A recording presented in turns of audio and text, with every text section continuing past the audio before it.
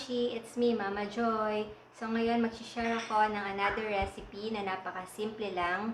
Corned beef, repolyo guisado. So samahan niyo ako dito ngayon sa aming bahay. I-share ko kung paano lutuin yung simpleng recipe ko. Tara!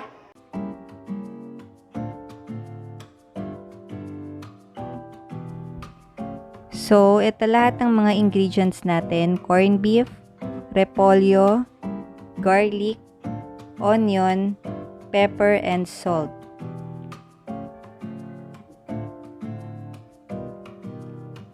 So, sa pan natin, maglalagay tayo ng konting mantika.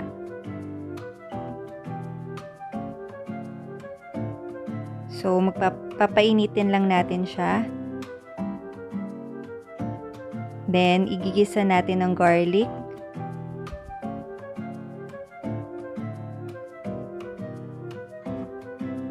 So, yung garlic, hindi natin kailangan masyadong i-toast.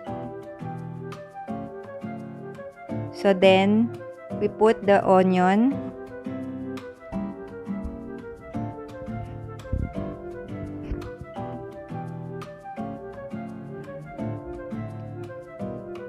Hintayin lang natin siyang ma-toast ng konti, yung onion.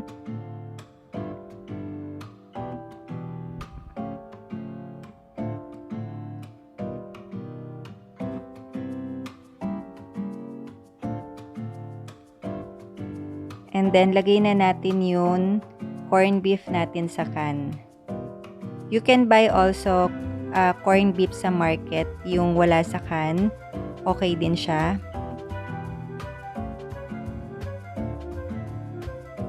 So, haluin lang natin, then durugin lang natin yung mga buo-buo na beef.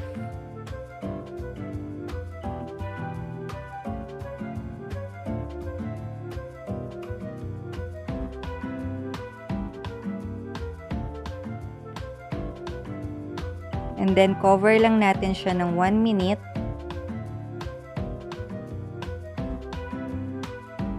So, yan. After that, nag-boil na siya. So, haluin lang natin. And then, lagay na natin yung repolyo.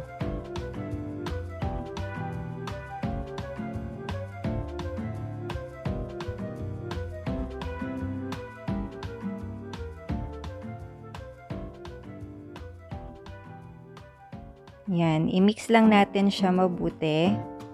Repolyo and corned beef para maghalo na siya.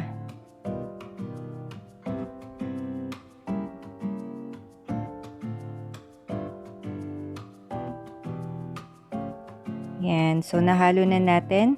We put salt.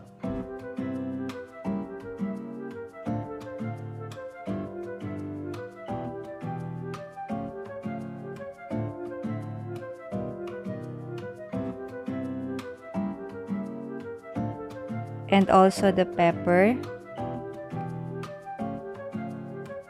So, naglalagay tayo ng salt and pepper para sa taste nung ating repolyo na corned beef. So, it's up to you kung gusto nyo din siya lagyan ng salt. Pwede namang hindi na, optional lang yon. So, haluin na natin.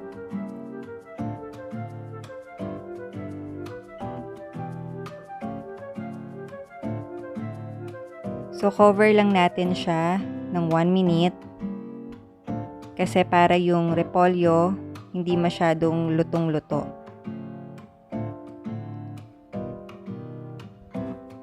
So, ayan. So, I think it's okay na. And that's it.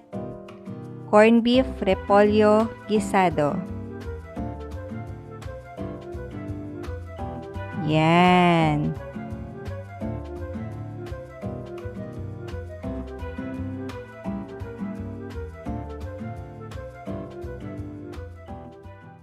So yun mga mamshi, so sana nakakuha kayo ng bagong recipe. Napaka-simpleng lutuin lang siya. So yun lang, don't forget to subscribe and click the notification down below para ma-notify kayo sa mga bagong videos namin. See you again guys on the next vlog. Bye-bye!